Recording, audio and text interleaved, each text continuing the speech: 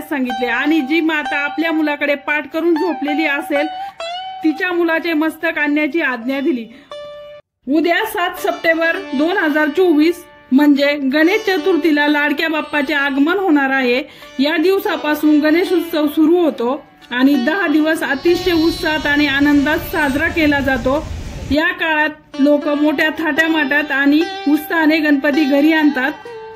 10 दिवस त्याची मनोभावे पूजा करतात। यानंतर 10व्या दिवशी सर्वांच्या लाडक्या बाप्पाचे विसर्जन केले जाते। काही लोक आपल्या सोयीनुसार 1.5 दिवस, 3 दिवस, 5 दिवस, 7 दिवस आणि 10 दिवस गणपतीची स्थापना करतात। परंतु आपल्या सर्वांच्या लाडक्या गणपती बाप्पाचा जन्म कसा झाला हे तुम्हाला माहिती आहे का? चला तर मग पाहूया आजच्या व्हिडिओ मधून। शिवपुराणात दिलेल्या कथेनुसार माता पार्वतीच्या मळापासून श्री गणेशाचा जन्म झाला। माता पार्वतीने तिच्या अंगावर हळदीची पेस्ट लावली आणि मळ काढून टाकला। त्या मळापासून एक पुतळा बनला आणि त्या पुतळ्यात जीव टाकला। अशा प्रकारे श्री विनायकांचा जन्म झाला। यानंतर माता पार्वतीने विनायकाला दारात बसून पहारा देण्यास सांगितले आणि कोणालाही आत येऊ देऊ नको अशी आज्ञा दिली। काही वेळाने भगवान शिव घरी आले तेव्हा विनायकाने त्यांना आत जाऊन दिले नाही। त्यामुळे भगवान शिव क्रोधित झाले आणि या दोघांमध्ये युद्ध झाले। या युद्धात भगवान शिवप्रभूंनी आपले त्रिशूळाने विनायकांचे शीर धडापासून वेगळे केले।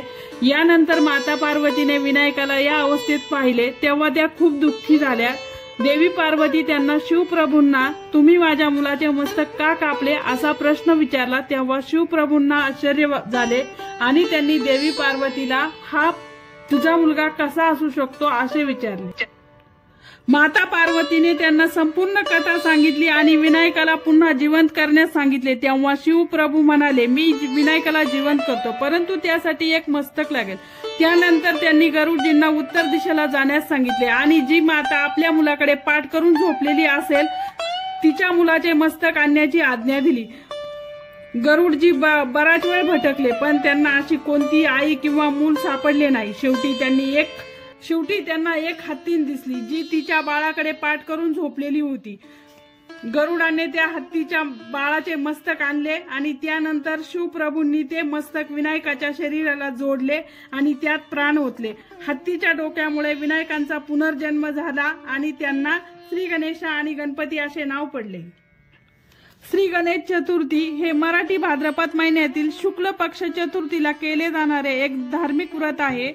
गणेशाच्या अवतारापैकी गणेशांचा जन्म भाद्रपद शुक्ल चतुर्थीला झाला असे मानले जाते। गणेश चतुर्थीला या दिवसाला महासिद्धिविनायकी चतुर्थी किंवा शिवा असेही म्हणले जाते। या चतुर्थीला हिंदू धर्मात विशेष महत्त्व आहे आणि स्थानही आहे। असे मानले जाते की गणेशाला प्रसन्न केल्याने घरात सुख, समृद्धी आणि शांती प्रस्थापित होते। गणेशाला मोदक खूप आवडतात, म्हणूनच गणेश चतुर्थीच्या दिवशी गणेशाला मोदकाचा नैवेद्य अर्पण केला जातो। याचप्रमाणे जास्वंदाचे फूल, शमीपत्री आणि दुर्वा ह्याही खूप आवडीच्या असल्यामुळे त्याही अर्पण केल्या जातात। उंदीर हे श्री गणेशाचे वाहन आहे। गणेश चतुर्थीला गणेशाच्या मूर्तीची प्राण प्रतिष्ठा केली जाते। तसेच अनंत चतुर्दशीला मूर्तीची आवाहन, स्नान, अभिषेक, वस्त्र, चंदन, फुले, पत्री, नैवेद्य इतर 16 उपचारांनी पूजा केली जाते। यातील विविध 21 पत्री अर्पण केल्या जातात। पावसाळ्यात या सर्व पत्री सामान्यतः उपलब्ध असतात आणि त्या प्रत्येक वनस्पतीला काही औषधी गुणधर्मही आहेत। तिची उत्तर पूजा करतात। सिद्धिविनायक यांच्यावर अक्षदा वाहून मूर्ती स्थानापासून थोडी हलवतात। यानंतर जलाशयात तिचे विसर्जन करतात। गणेश उत्सवाची खरी सुरुवात लोकमान्य टिळक यांनी 1894 साली केली। या काळात गणेशाच्या उपस्थित अनेक धार्मिक व सामाजिक सार्वजनिक कार्यक्रम घेतले जातात।